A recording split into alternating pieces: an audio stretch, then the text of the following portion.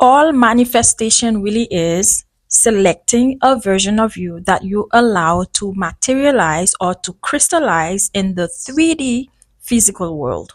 A lot of people think manifestation is about attracting something to you.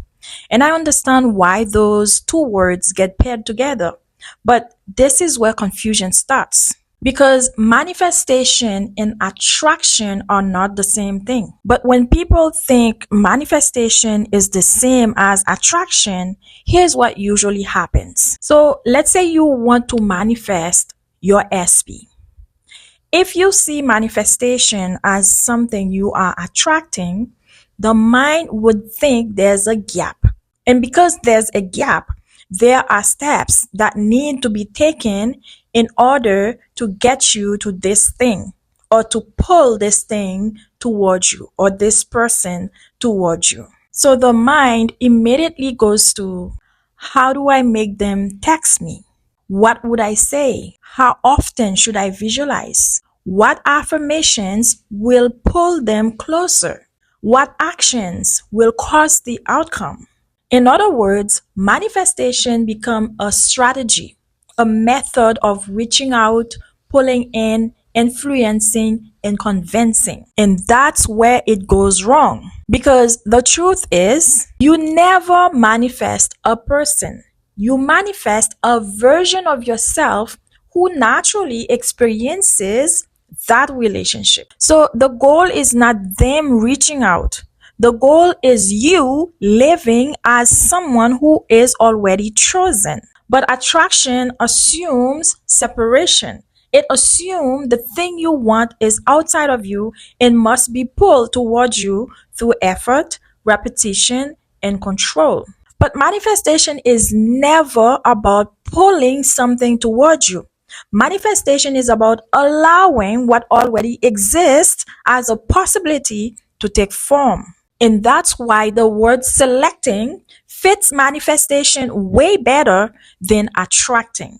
Because you are not calling something from afar. You are choosing which version of you gets to be expressed. We've all watched movies, and movies are the perfect metaphor for this. A movie is made up of thousands of frames. But when you think about a movie you love, you don't remember every scene. What stays with you is the end, the final frame, the moment that completes the story. Not really a lesson, but a knowing, something that settles in you.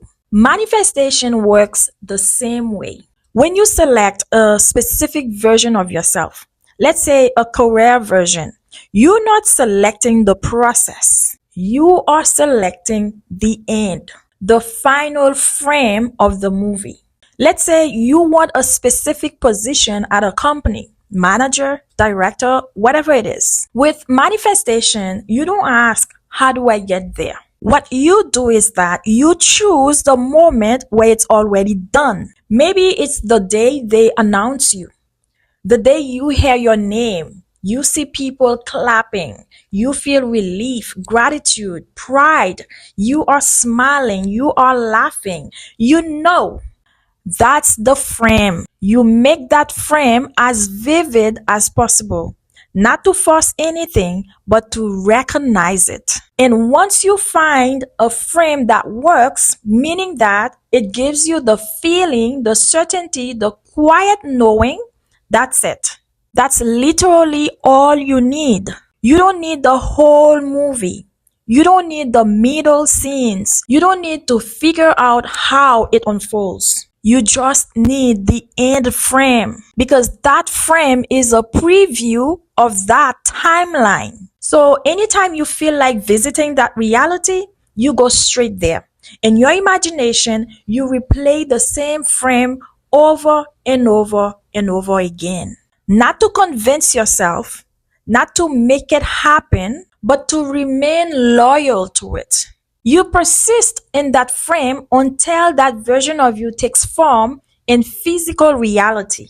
This is very important, and this is where most people mess it up, because the mind hates not knowing how. So the moment the end frame feels good and true, the mind jumps and like, okay, great. Now let's make a plan. So we're going to talk to this person. We're going to do this. We're going to do that. And then that will lead to this. And listen, there's nothing wrong with action. In fact, you will take action. Once the end is clear, ideas will start coming to you. Nudges will come. Opportunities will come. But here's the trap. The trap is thinking that those actions are what caused the end. So you have to be very careful with that.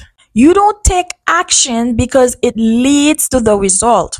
You take action because you are available. You take actions because you are flexible, you are responsive, you are like clay. You move, but you're not attached. And the reason is because you don't know which action matters. You don't know which conversation matters.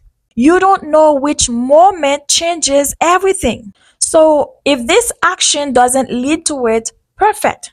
If the next one doesn't, amazing. If nothing seems to connect, that's fine. Because you were never loyal to the steps. You are loyal to the end frame. So that frame stays, that knowing stays, that identity stays. Nothing can remove it because you are not hoping for it. You know this is who you are.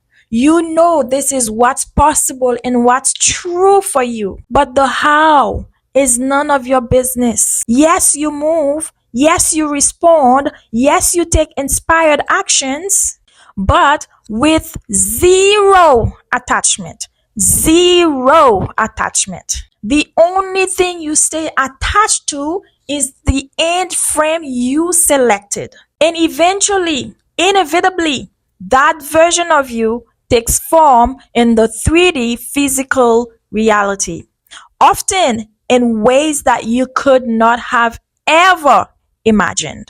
Hence the reason why you stay loyal to the end frame, not the steps. Thank you so much for watching this video. My name is Darlene. If you enjoyed this video, please don't forget to subscribe for more content like this one. Until next time, take care of yourself. Bye bye.